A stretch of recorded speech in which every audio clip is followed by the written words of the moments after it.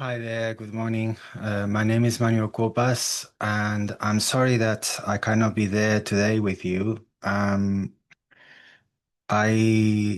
had my son taken with an ambulance this early morning, and I am not going to be able to go to the university. So I thought that to make sure that you guys had your lecture, that perhaps the best thing I could do is to record uh, this, and then I go to hospital in the next hour or so. So I hope that this is good enough for now. Feel free to contact me if you have any questions later on, and I hope that we're able to see each other face to face next time.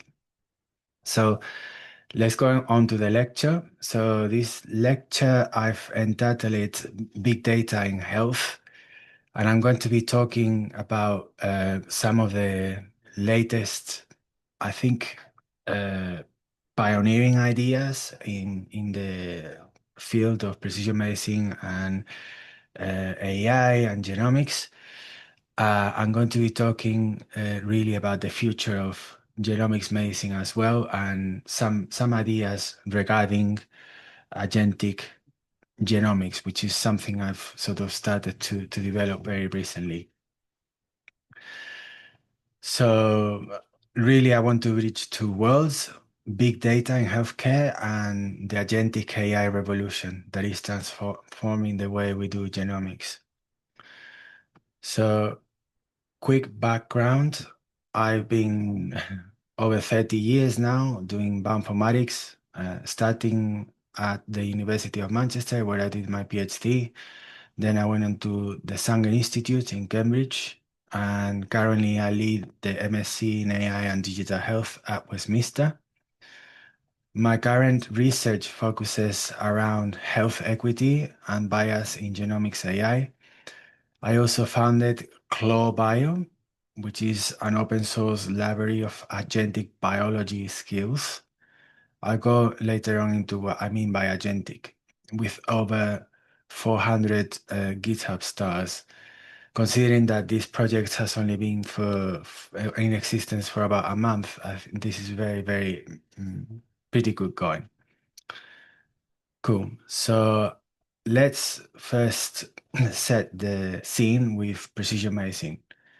So you may have heard that term before. Precision medicine focuses on individual responses to therapy, not averages.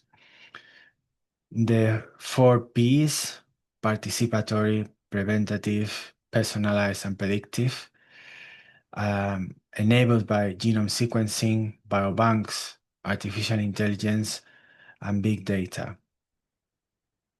Coupled with the cost of sequencing, from $2.7 billion for the Human Genome Project to around $200 today, is faster than Moore's law. Moore's law had been a sort of constant in terms of computers' capacity to increase their processing power. It was invented by Gordon Moore, who was the CEO of Intel in the 60s. And what we can see is that the production of genome sequencing data has outpaced the exponential growth as uh, sort of codified by Moore's law. So the bottleneck has shifted entirely from data generation into data interpretation. There have been a number of national genome projects. Over 60 countries now have national genomics programs, and the UK leads through Genomics England and the UK Biobank, and more recently, Our Future Health, whose objective is to have the health records and genotype information from about 5 million individuals. Most programs, however, remain focused on European ancestry populations. What are biobanks? So biobanks are large repository linking biological samples to health records. The UK Biobank, for instance, has 500,000 participants, and the key condition is that all generated data was returned to the biobank. There are many other interesting biobanks, for instance, FinGen, which is the Finnish biobank, and it tends to focus on genetic database linked to national health records. The Estonian biobank has the interest that it covers a significant portion of the adult population for the whole country. Um, Biobanks tend to have the combination of genetic, environmental, and social factors of disease, and putting them all together, all of these data sets allow a much better investigation of the current main diseases affecting, population level uh, cohorts. So the UK Biobank is extraordinarily heterogeneous. It contains genetics, imaging, biomarkers, accelerometry, primary care, questionnaires, and to date, it has involved over 30,000 researchers from 90 countries.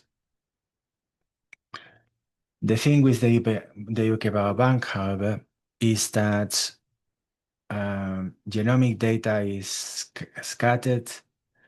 It's extraordinarily heterogeneous, with different data types, format size across platforms. It's biased towards European ancestry individuals. Siloed, difficult to access, especially for newcomers. The amount of technical competency required to do this kind of analysis can be a massive barrier for even for bioinformaticians like me. And so, although the data is potentially accessible, there's a skills gap, not just a data gap. And of course, a financial gap, because now to be able to access this kind of data information is required significant amount of money that most universities and researchers are not going to have access to. Whose data? So most of the data that currently is available on genetics, 60, 80, 86% are European. 1.5 billion people from the global south mostly have never been represented in any kind of research, study, clinical trials.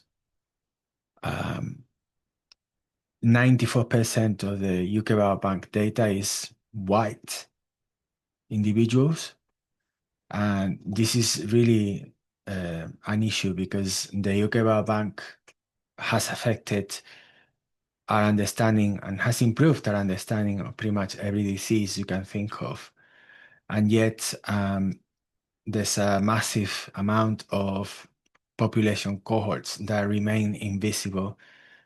And the fact that they are invisible means that the models that we have learned from in terms of diagnostics, in terms of therapies, they are trained on populations which are not necessarily diverse and representative of the actual global populations.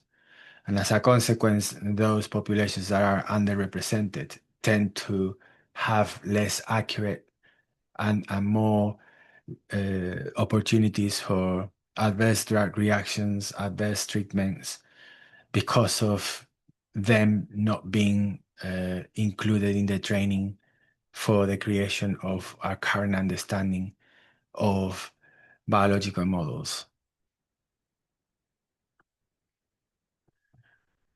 So I'm going to be talking a significant part of this presentation on equity and bias.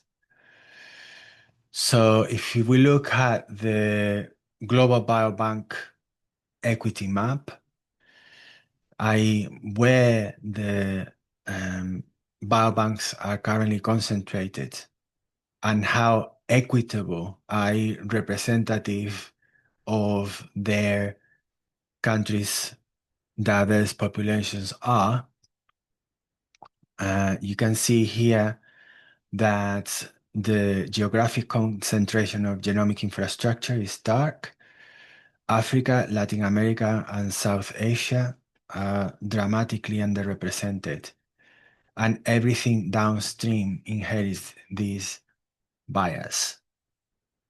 In this case, we analyzed 70 biobanks from across 29 countries, so this is a very good representation of the most important concentration of biobanking data. And as you can see, most of the countries go underrepresented, and the ones that are even containing biobank data, they represent or the sort of equity alignment score, which is something that we have created in one of my publications, and it basically measures the representation and access of the benefits of this research for all populations in at a global level is quite low, basically.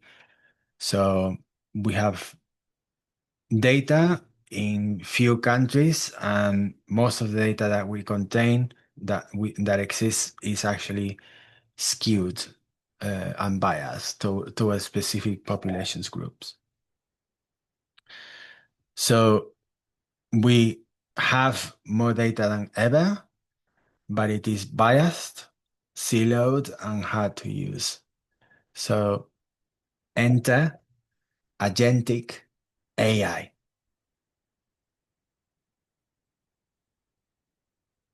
What agentic AI means? AI systems that autonomously install tools, deploy code, run analysis. Um, what took weeks in bioinformatics now takes hours of prototyping. You don't need to program. You can just communicate with English, and the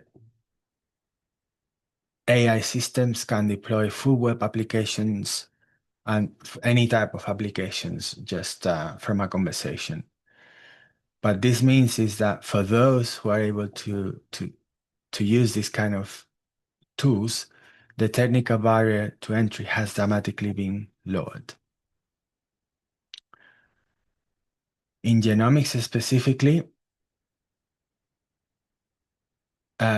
we have the traditional pipeline, which is sequential, slow. It requires deep technical expertise at every step,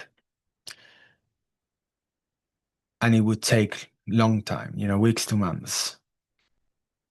Whereas the agentic pipeline, we have the AI agent in the middle and is characterized by the autonomous modules, human oversight, and dramatic time compression.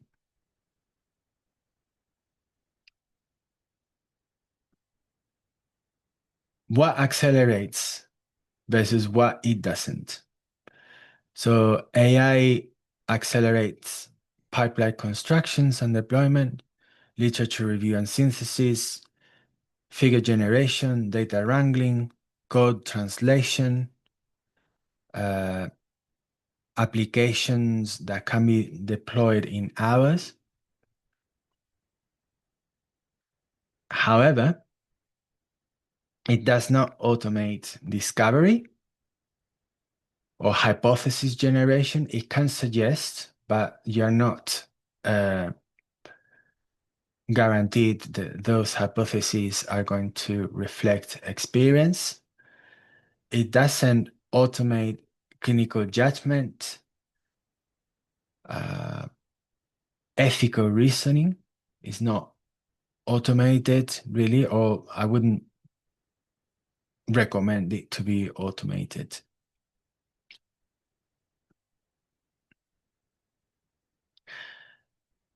What's changed in the past 6 months, I would say, is that deep intelligence is the bottleneck.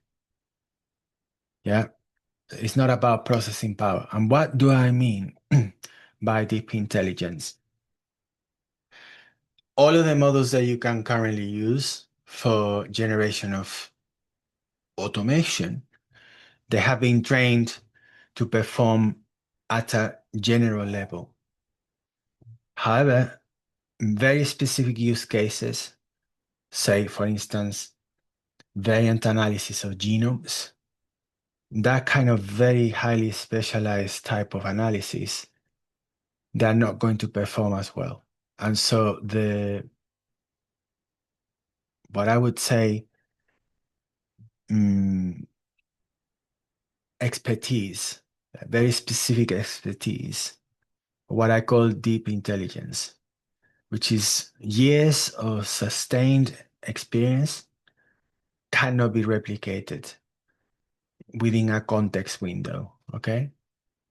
AI is alien intelligence, processing augmented, interpretation partly, but the other part of interpretation and meaning remains human.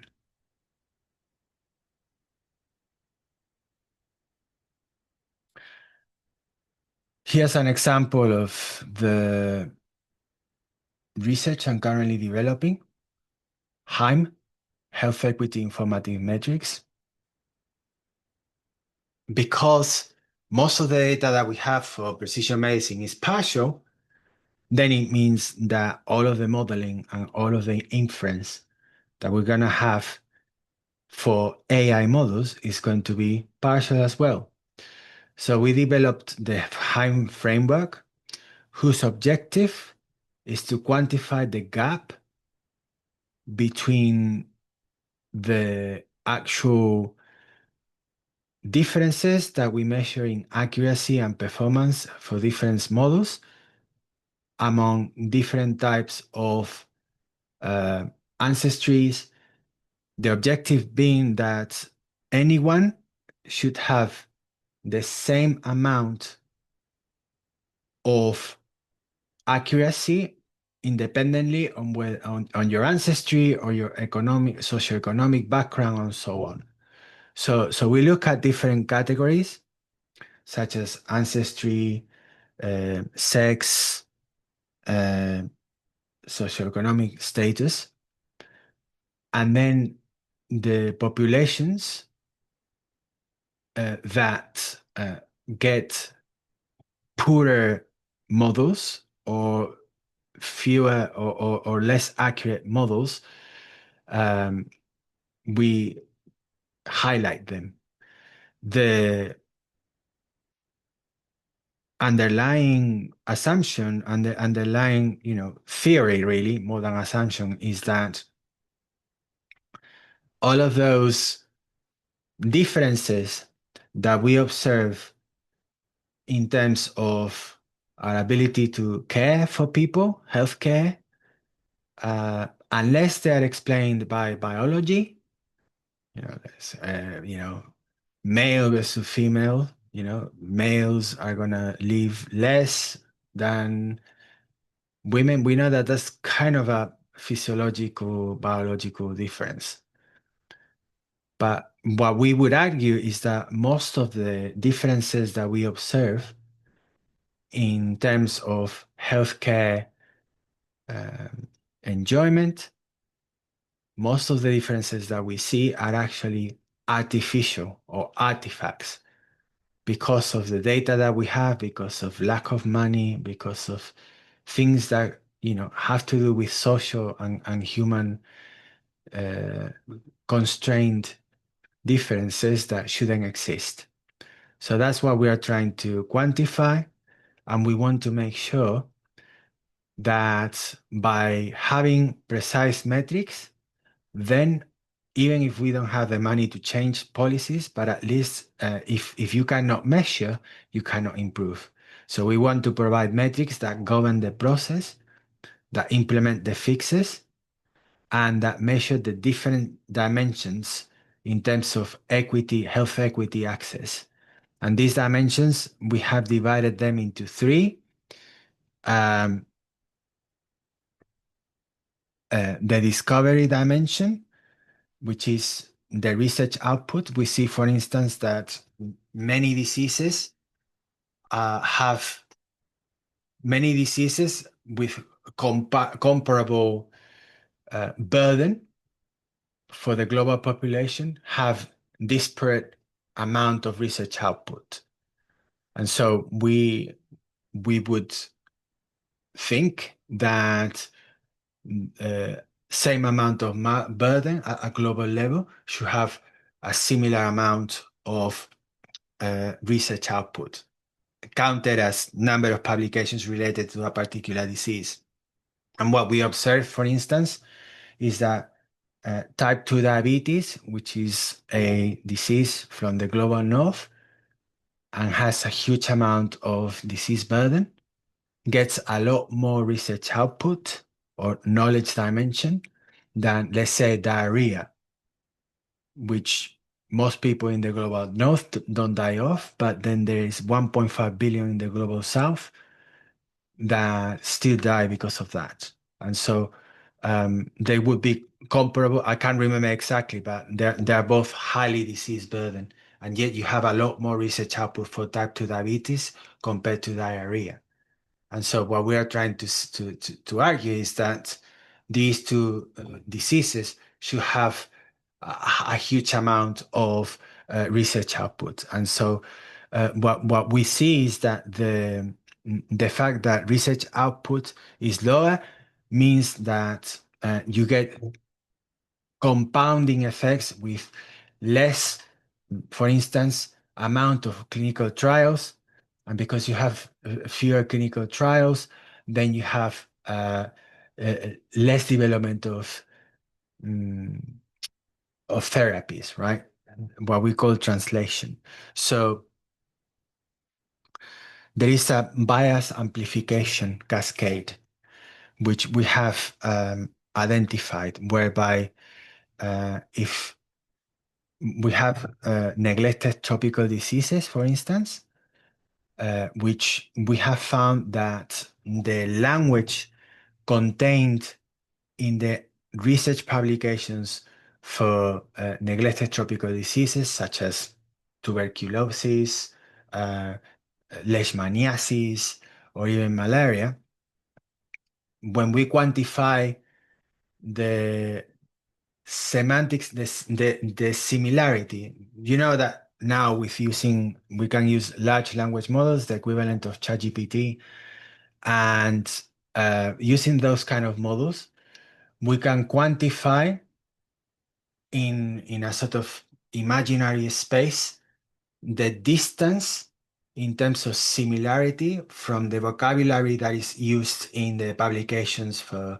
neglected tropical diseases versus non-neglected tropical diseases. And what we find is that if the corpus of knowledge uh, for the neglected diseases is very distant from those diseases where most of the funding and most of the body of knowledge is generated, then they tend to be less uh, benefiting from any of the advancements that occur for the mainstream knowledge body of research. So in other words, we can mathematically quantify semantic similarity distances for the diseases bodies of research which has been published, and those distances, those semantic distances correlate inversely with neglect. So most distance correlate with neglect. So more distance mean more neglect. Okay, and we have seen it, for instance, whereby um, comparing the different LLMs models that exist, the ChatGPT, Claude, DeepSeek, and so on. We benchmark all of them, and then for each of the main 175 World Health Organization global diseases, we see that those diseases that have greatest amount of literature, they have less amount of hallucination, i.e. the LLMs, the ChatGPTs are going to make up um, unreal content with less quantity if they have more published research literature. So in other words, the amount of um, biases and hallucinations and things that look real but which are actually not real, what we call hallucinations. You know that a lot of the time you if you use ChatGPT, sometimes it tells you things that are not real, but they sound as if they were real. And this happens because the system has been trained not to be accurate, but to really produce the most likely output given the prompt that you put into the system. And so, because it's a probabilistic inference, even if it doesn't have the necessary context, it will generate it artificially a lot of the time, and it will make it look as if it was real when it's completely random and a lot of rubbish. Okay, and because of the language being trained to sound really well, it can be misleading.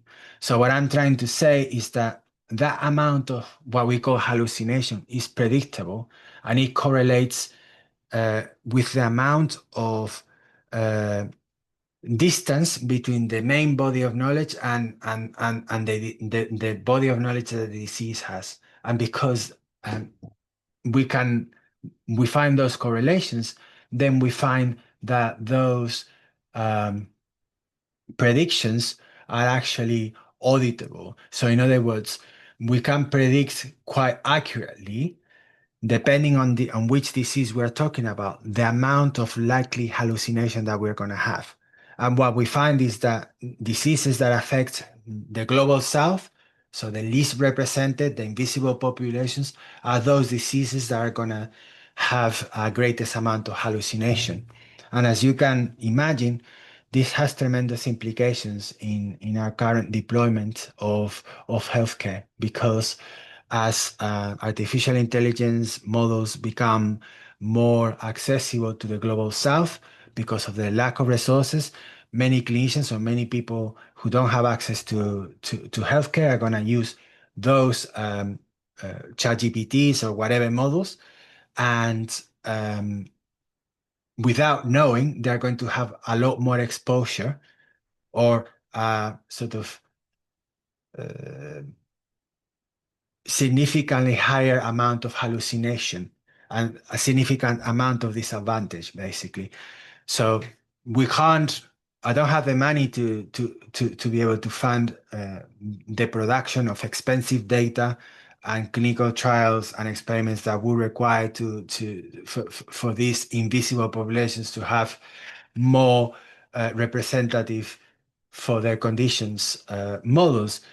But at least if we are able to pinpoint that these problems are existing, and if we are able to pinpoint the statistic metrics with enough rigor, it will definitely help us at least identify the problem so that we can solve. So we cannot solve what we cannot measure. And what I'm saying is that our contribution now is that we are able to measure things quite dramatically by using precisely artificial intelligence as well. Okay, so I said a lot for that um, slide. There are three types of invisibilities when we want to use artificial intelligence applied to precision medicine.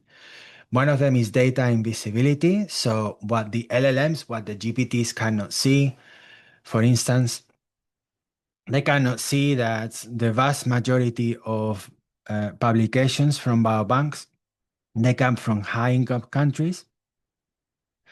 They cannot see that the vast majority of research that is currently developed comes from high-income countries, that the diseases with greatest global burden of disease, some of them, uh, they concentrate mostly in the global south. And even though Africa has around 20%, one-fifth of the global population, less than 70%, sorry, less than 7% of all the data comes from Africa. Also, we have another group of invisibility, which we call it epistemic invisibility. So they do not know, for instance, that the the amount of hallucination, as I said earlier, tends to concentrate in diseases that are less available in the research knowledge. And then we also have infrastructure in invisibility. Um, Less than 1% of global AI compute is based in Africa.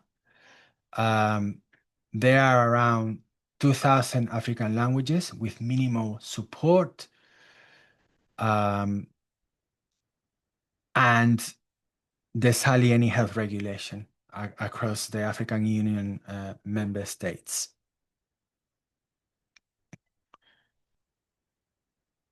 What AI makes worse? Well,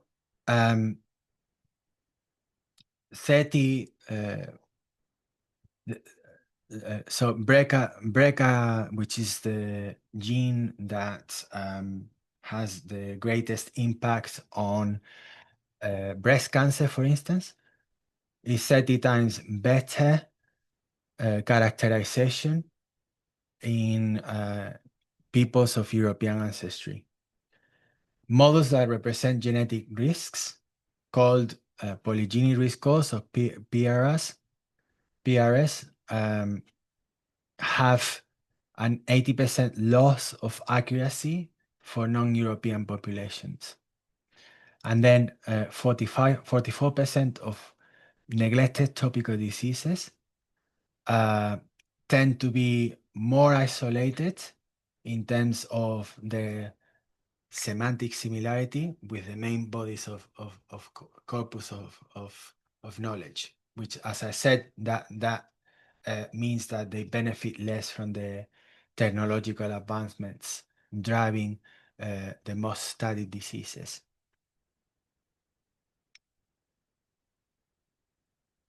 Pharmacogenomics, which is drug gene reactions, we know that depending on the genetic code of those enzymes that are going to metabolize the drugs that you take, are going to influence whether the prescribed dosage is the right one for you or not. Some people are poor metabolizers.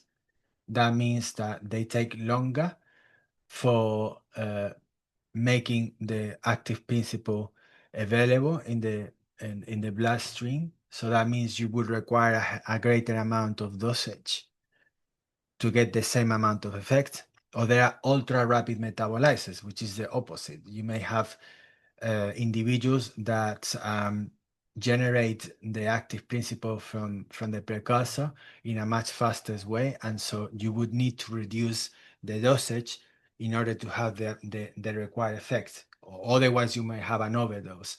And that, if you are using, for instance, painkillers such as codeine, which is highly prescribed, and you are an ultra rapid metabolizer, you could end up having a respiratory arrest because the active principle of codeine is morphine, And so you will have an overdose of morphine. And if you have an overdose of morphine, you might stop even breathing. Okay.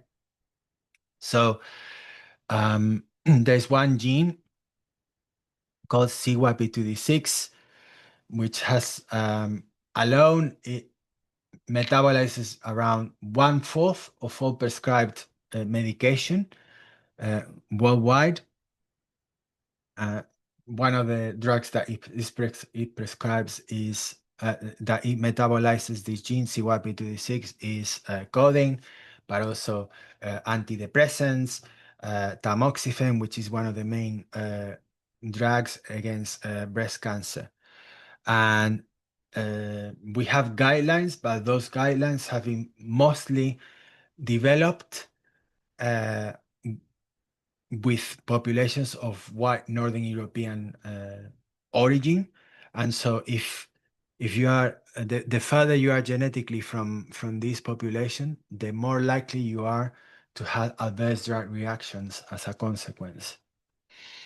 One instance could be for instance warfarin, which is the main blood thinner in the world, is metabolized by two other genes. And as it happens, 1 in 4 Africans have adverse drug reactions against warfarin, which is totally unacceptable. And it's because African genomes, which tend to be the most variable on Earth in terms of their diversity, um, are disproportionately affected in terms of the amount of um, adverse drug reactions that they are taking. Okay. And that obviously has a tremendous cost and burden into healthcare. A huge amount of uh, medical cost goes because of the wrong treatment or the wrong dosage or the wrong drug that has been given to the patient. So if we had the appropriate representation of models which take into account this diversity, which currently goes unchecked and is invisible, then we would be saving a lot of money and disease burden because of overdoses or the wrong treatment for the wrong person.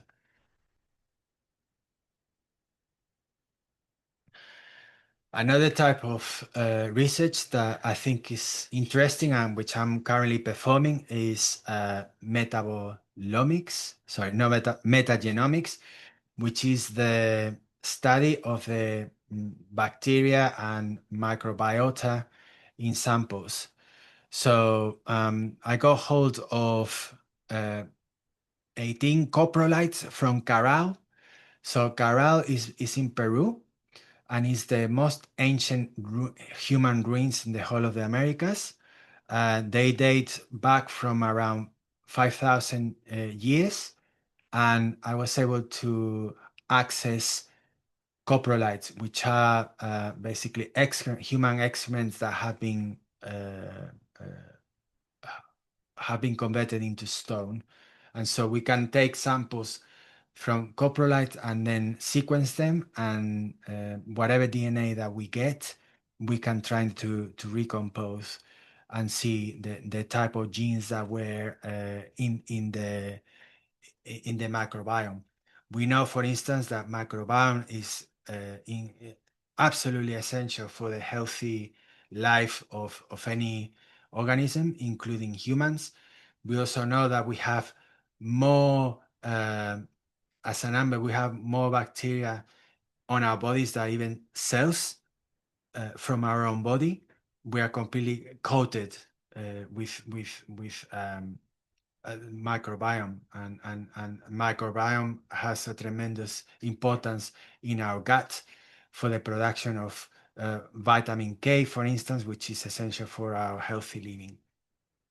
One of the interesting things that we can measure is the genes that are currently involved in antibiotic resistance. We know that antibiotic resistance is a huge problem because many diseases that could be cured before with antibiotics, they become now resistant because there's active pressure and there's selection for those uh, potential pathogens to become adapted to specific antibiotics. And so those changes and mutations are then incorporated into those pathogens, which means that potentially we could end up running out of uh, antibiotics that could help cure diseases that are currently affecting.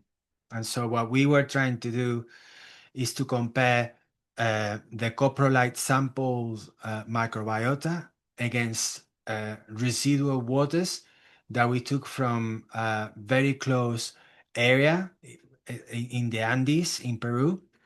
And so we had around 10 microbiota samples from residual waters, which we compared against the coprolites.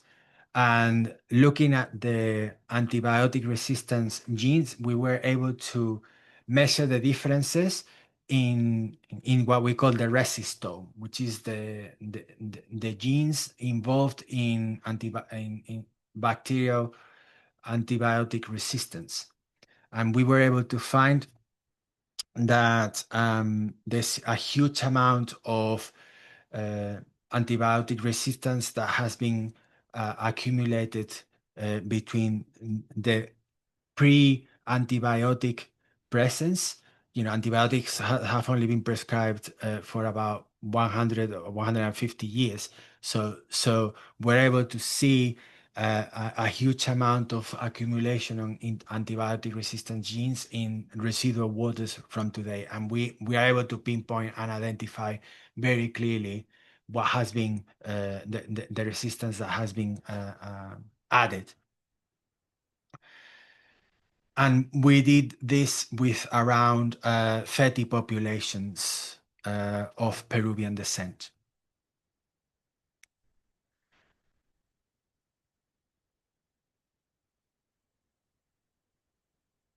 So I'm going to skip this, and I want to talk now about the agentic future, okay? Because AI raises a lot of fears, but my personal position is that it's a double-edged sword. Okay, so it's neither good or bad. It's how you use it, right? So it is incredibly powerful, and it's going to augment significantly whatever you throw at it. So I'm currently got like 6 active papers, all aligned around the fact that equity, health equity, must be the foundation for agentic genomics, i.e., the use of autonomous AI programs that write files, run tools, make decisions that have autonomy, right? Uh, and this is what I think is going to be the future of biology. I believe that the future of biology is going to be agentic, and this is happening now. So equity must be the foundation for agentic AI, for agentic biology, and not an afterthought. Because whatever existing biases will be significantly augmented with the power that AI provides. In the light of this, uh, we have started a new open access project called ClawBio. And ClawBio acts as an open source community where you can actually find skills that AI agents can actually acquire and apply. Right. So the way agentic AI works is that you have these autonomous agents that can do things. So the functionality of what they can do is encoded as skills. And a skill really is a combination of code, data, configuration, all packaged into a discrete unit that can be reused, that can be acquired by agents. So ClawBio is a leading open source repository of agentic AI skills. Currently, it has been downloaded. Actually, these numbers are a little bit out of date. It has been downloaded around 3,200 times. This project is only 1 month old, and it has basically made a massive splash in online. So we hope that this is going to have a tremendous application in the future of biology. I invite you to have a look, ClawBio. Um, it has been developed by my research group and collaborators. One of the applications in terms of the skills that ClawBio provides is called drag photo. And so ClawBio, Agentic by Design skills allow you to communicate with your AI agent via a chat tool such as WhatsApp. So if you could imagine that you've been prescribed a particular drug and you want to go to the pharmacy and check whether that drug is the medicine box actually is the appropriate dosage or it contains the appropriate drug for you.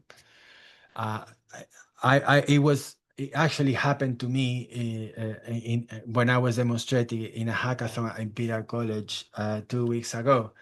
I didn't know this, but my AI agent already has my genome because I sequenced my genome. And so I took a picture of warfarin, of a drug box of warfarin, as if I was just in the pharmacy counter, in the chemist counter. So the AI agent using the skill from ClawBio called drag photo is able to first from the image just identify the active principle, so warfarin, and then the suggested prescribed dosage, and then it compares it with the variations that I have in my own genome, looks at the FDA recommendations, which are the regulatory recommendations based on pharmacogenomics analysis. So based on a particular set of alleles that I have, set of variations that I have in my gene, then I'm going to have a recommended dosage. And just by taking the picture, automatically my agent was able to identify that I'm highly sensitive to warfarin, and that basically if I have the normal dosage, then warfarin, which is an anticoagulant, would cause me to even bleed to death, because I'm ultra sensitive and I'm an a fast metabolizer of warfarin, and so if I'm given the normal dosage, I could have internal bleedings very easily. So this is exactly the type of thing that now is possible. You just take a picture and then it looks automatically, knows exactly what it needs to do, and then it gives you back there on your phone the recommendation. And as you can see, this has tremendous implication for the future of healthcare. And this is just a very simple type of application, and I'm sure that this is just the tip of the iceberg. We just started to scratch the surface regarding with what we can do. Okay. So I have an AI agent called Roboteri. This is the agent that I use for my chat box. I also have another agent called RoboIsaac. The idea is that we have persistent memory. In other words, that it doesn't forget what you ask it, and there are the mechanisms for these robots to actually have persistent memory, whereas which means that its knowledge can compound across sessions. Um, Now, what are the risks from using agentic AI in biology? So here are some examples. Okay, it's not everything rosy. I think it's important to understand what the current limitations are. Okay, to do with hallucinations. Yeah, and by hallucination again, I mean the writing of very nicely, plausible sounding content, which is completely fabricated and untrue. So if you're trying to write with AI, make sure that you check every single number, because it's going to that's one of the greatest sources of errors. Numbers that sound right but they are not. Also check methods section describing analysis, because it can make up methods that were never performed. Statistical results, check every single one of them, because they will sound plausible, but some of them could be potentially fabricated. One of the biggest troubles, for instance, is that if you're trying to use AI to cite references, most of the time it's going to fabricate authors. So every single citation, I will thoroughly recommend that you check. I have caught fabricated references in my own AI assisted work. So every single reference and every single thing that you are going to do with AI should be verified. And if the stakes are huge in terms of the amount of sort of consequences and implications that you could have from any work, then you should do everything manual. In other words, use AI for fabricating for generating boring things. If something is highly important and high stakes, then less amount of AI would be recommended. We also have the bias amplification with model biases that becomes uh, agent biases that become systemic biases. Yeah, you have this sort of cascading amplification of biases. Um, Genomic data is highly sensitive because it contains health data, ancestry, and family information, and so um, that type of amount of data, if you put it into one of these chats, you have no control, no understanding of what the data is going to be used for, who's going to have access to, and so on. Autonomous systems compound bias without human checkpoints. So make sure that at every single step you check the quality. You have to have safety and provenance tracking for any type of AI infrastructure deployment. And no single human can audit the full agentic stack. In other words, when you use AI, um, the type of outputs can be so complex that no human can really truly check all of it. So there's always the uncertainty that some of it is going to be fabricated. And so this is new territory for scientific integrity. Finally, I wanted to mention a survival guide, how to not drown in this new Wild West moment in which we all live. Okay, so some rules cross-validate everything.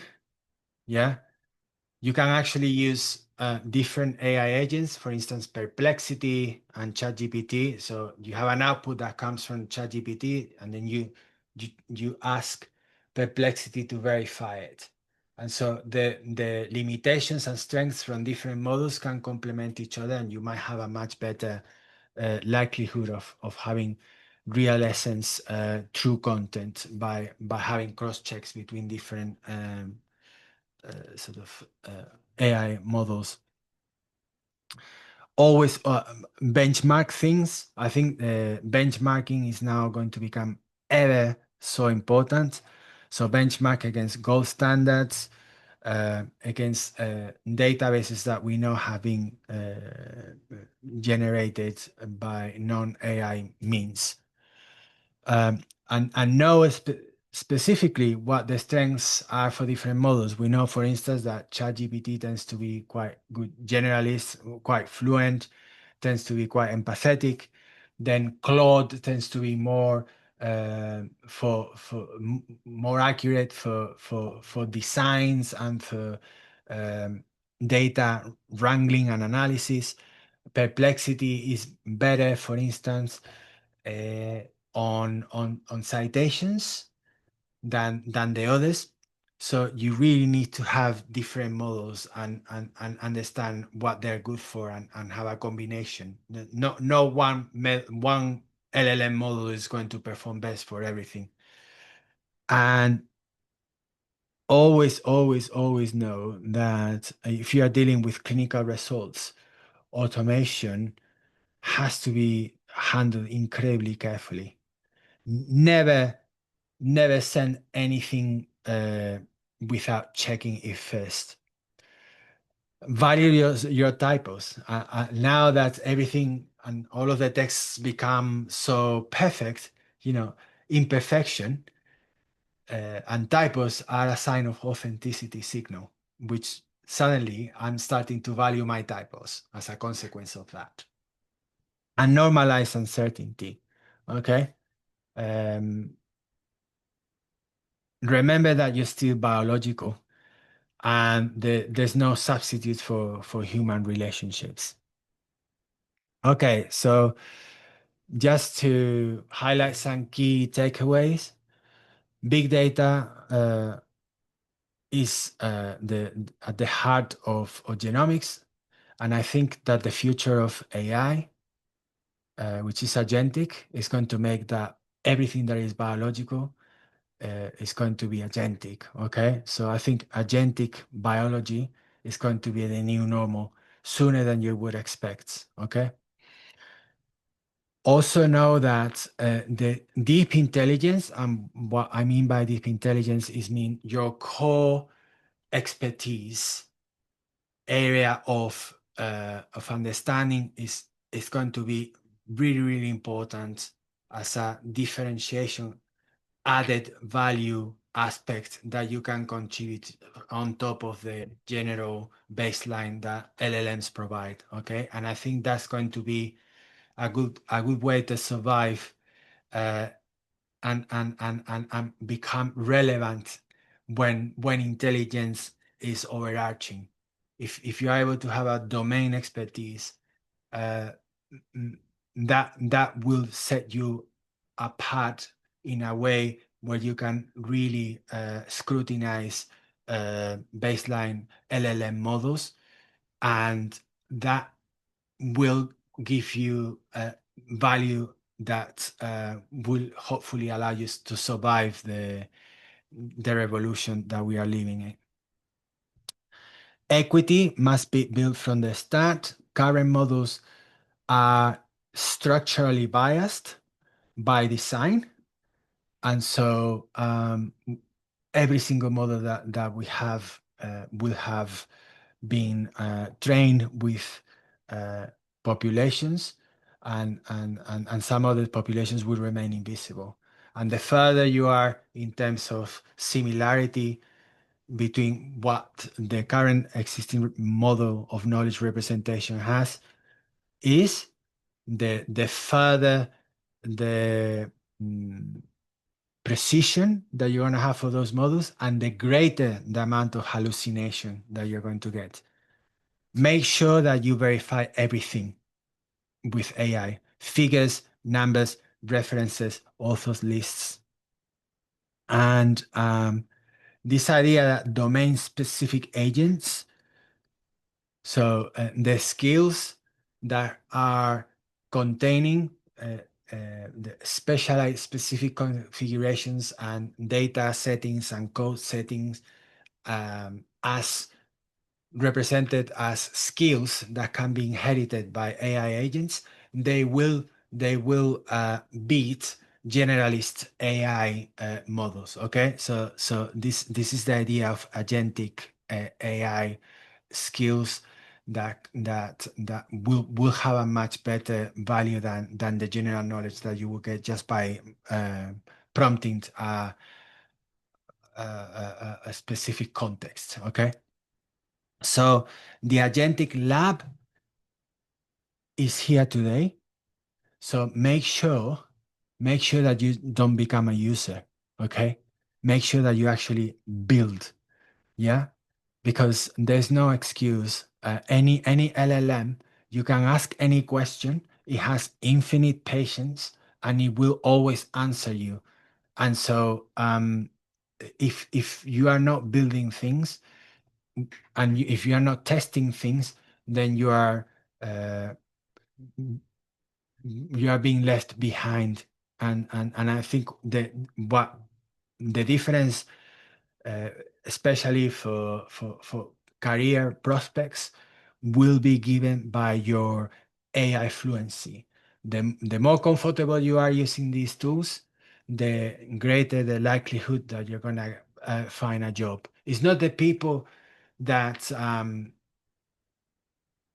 it's not that, these new jobs, accountants and things that can be automated, people are going to lose their jobs. No, it's going to be those who are not on board with AI, the ones that are going to have uh, uh, difficulties in the new professional life. So make sure that you build, that you test, and that you change the way you do things. So the AI tools become your co-worker. Okay, and so there's a back and forth dialogue with a potential AI worker that you train, and your ability to be able to train, to orchestrate, and to manage these AI agents will set you apart and will make you 20 times more productive, and will put you in shape for the revolution that is undergoing as we speak today. So this is what I wanted to say for this lecture. I hope that this has been useful to you, and I look forward to meeting you in person soon. Sorry again that I cannot be in person, but I hope that this is useful. All the best.